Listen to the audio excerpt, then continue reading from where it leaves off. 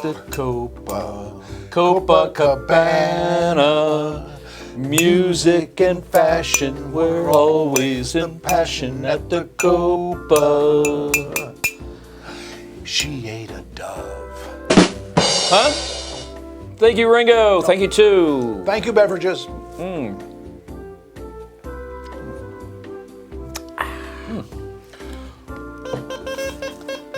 Steve, what is that? This is a piping chanter. Piping chanter? Also known as a practice chanter. Yeah, it's a Scottish instrument. Yes, I'm getting in touch with my lineage.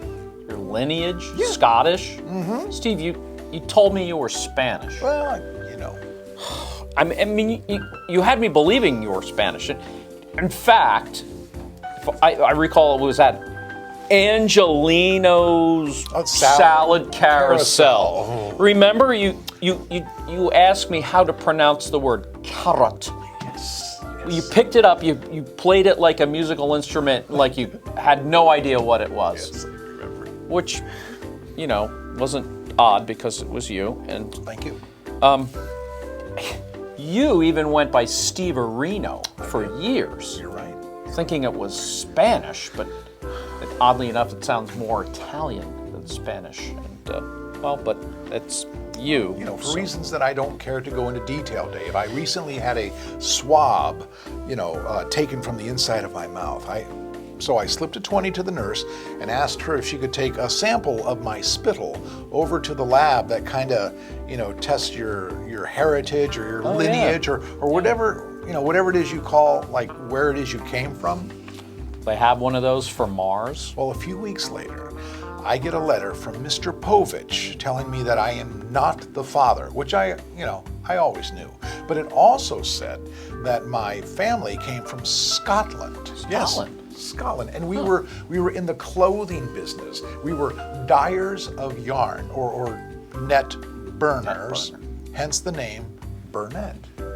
That's fascinating. Yeah. How about you? Let's see. Handwriting. Right-handed Japanese. Japanese? Yeah. No, Steve, not Japanese. We're Brits and Scots. Oh, hello, Governor. What not and all that? Fish and chips. Pip pip, cheerio. Captain Crunch. What? Maybe we're related. Folks are always asking me if we're twins. They what? Yeah.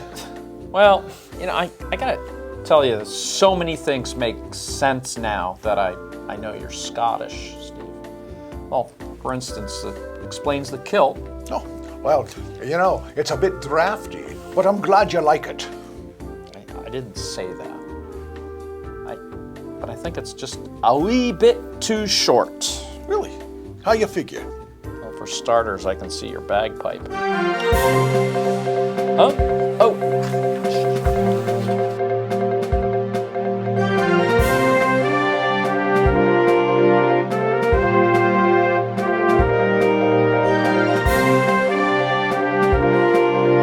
Hello.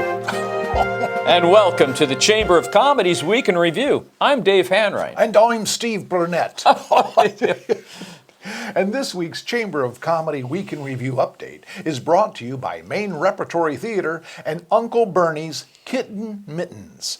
If your feline suffers from sensitive, chilly paws, get them 2 pair of Uncle Bernie's Velcro-strapped Kitten Mittens, now with moisture-wicking technology. Uncle Bernie's Kitten Mittens. We can't promise they'll like them. In fact, we guarantee it. Dave? Steve? Mardi Gras wrapped up this week on Fat Tuesday, welcoming Ash Wednesday, which marks the start of Lent for Christians around the world. Festivities this year were much more subdued than in the past, as the current pandemic tossed a wet blanket on everybody's frolicking fun, with no Bourbon Street Parade and other long-held traditions taking the year off for safety precautions, including the much-celebrated tossing of the beads. Now, those eager to don those coveted necklaces representing justice, faith, and power this year were simply asked to flash their proof of insurance. What? I mean, so all I had to do was flash my insurance card? You mean I didn't need No, to? you didn't need to do any of that. I didn't need to. No, no. But I guess you could have. In other news, it's no secret the local Peppermill Mall has long suffered a history of rats ransacking the entire complex. Infestation. Well, now those rascally little rodents have some competition. Hamster gangs. Yes, gangs of hamsters on very small motorcycles have been spotted rumbling throughout the 50,000 square foot mixed-use space, wreaking havoc on eateries, clothing stores, breweries, and more.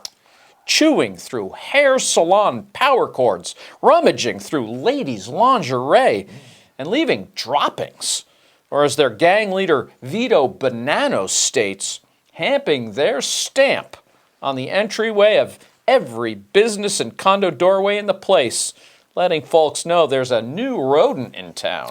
Peppermill Mall spokesperson Megan Marzipan cheerfully tells the chamber, on a positive note, the hamster gang has been socially responsible, wearing masks and keeping a safe distance of 6 feet between each other. Heck, the mall has never been so crowded. We also understand that they do wear helmets when they're on their little motorcycles, Dave. You know, Steve, I don't know if I'd call them hamster gang as much as I'd like to call them hamsters bikers club. You know, they seem pretty tame to me. Really? Yeah. You're letting their cuteness kind of cloud your judgment, Well, my friend. no, it's not really. I was but just you know, really... if you think chewing through power cords, rummaging through women's lingerie, and taking a dump in the entryway of every tenant in the Peppermill Mall is tame, then just call me tame. But that's what... Well, Tom Brady, the MVP of Super Bowl champs, the Tampa Bay Buccaneers, is in hot water. Oh boy. During the Super Bowl victory boat parade, Mr. Brady was seen passing the Lombardi Trophy roughly 3 feet to his teammate Cameron Bate, who caught it safely on another boat.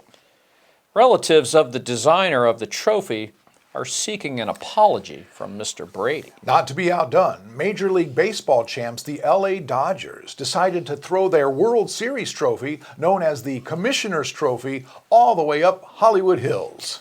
While NBA champs, the LA Lakers, heave their Larry O'Brien trophy at LA Mayor Eric Garcetti.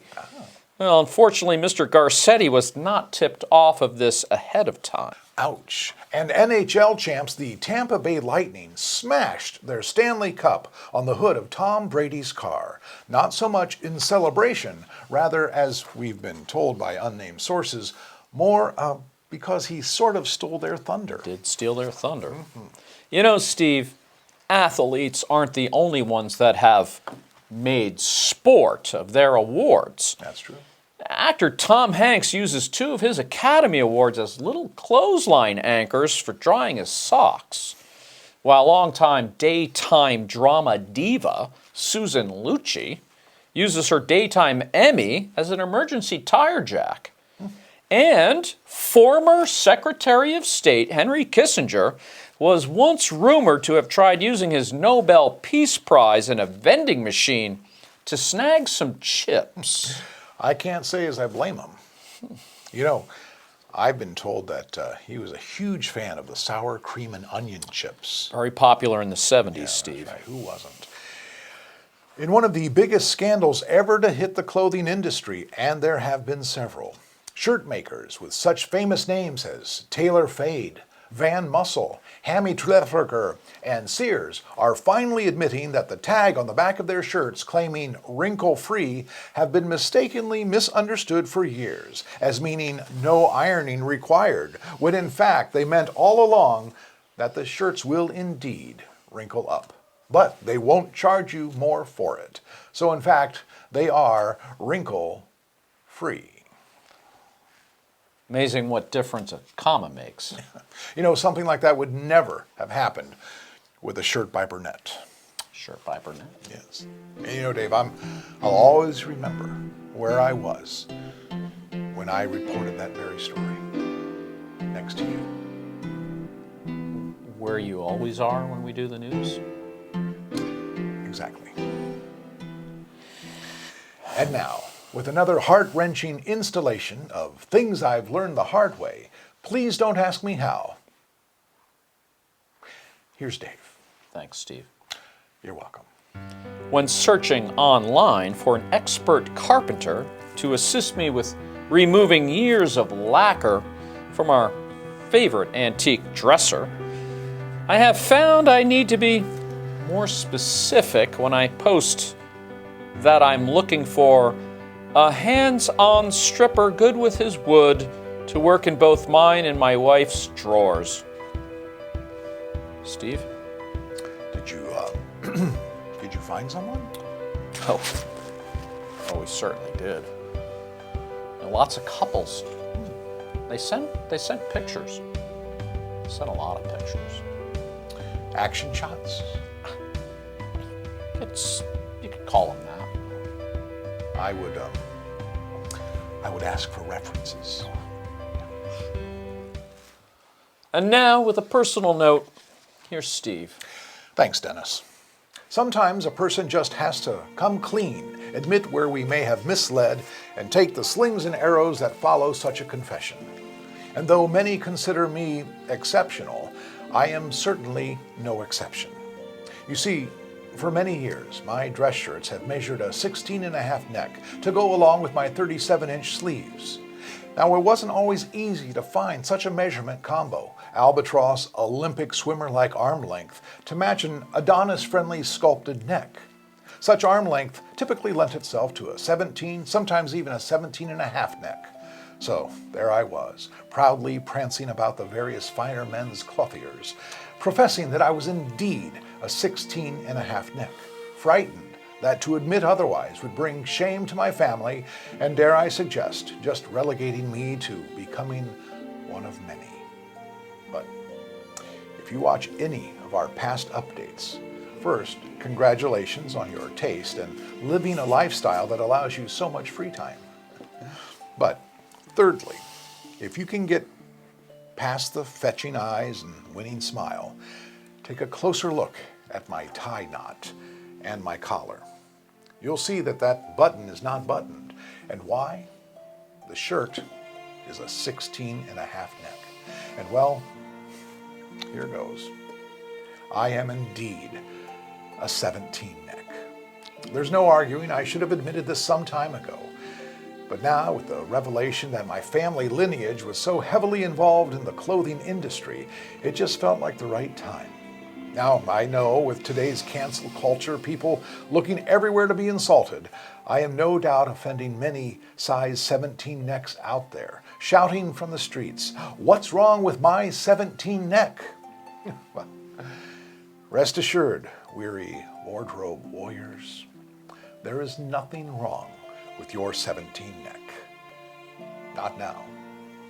Now that I am one of you. Dav.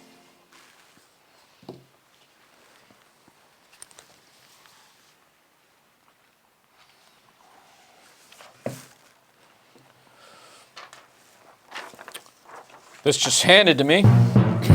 There's a consumer recall on Uncle Bernie's kitten mittens. If your kitten mittens Velcro strap is not secured properly and you have shag carpeting, especially on your stairs, your kitty is likely to get stuck. Full refunds will be made on your purchase. Steve. It's disturbing news all around, Dave. Our prayers and thoughts, of course, go out to all the kitties, and of course we wish Uncle Bernie the very best of luck with what will no doubt be a busy, busy month of nasty litigation. It's going to get nasty, Steve. Yes, it is. Well, that's this week's Chamber of Comedy Week in Review update. Please join us again next week for another 15 minutes of your life you'll never get back. Until then, I'm going to be Dave Hanright. And I'm always Steve Burnett. Remember, when news breaks out, so do we. Thank you. And good night. That went well, I thought. Yeah. You know, I was a little wigged out by the hamster report, but other than that, you know. Yeah, that's the weirdest thing.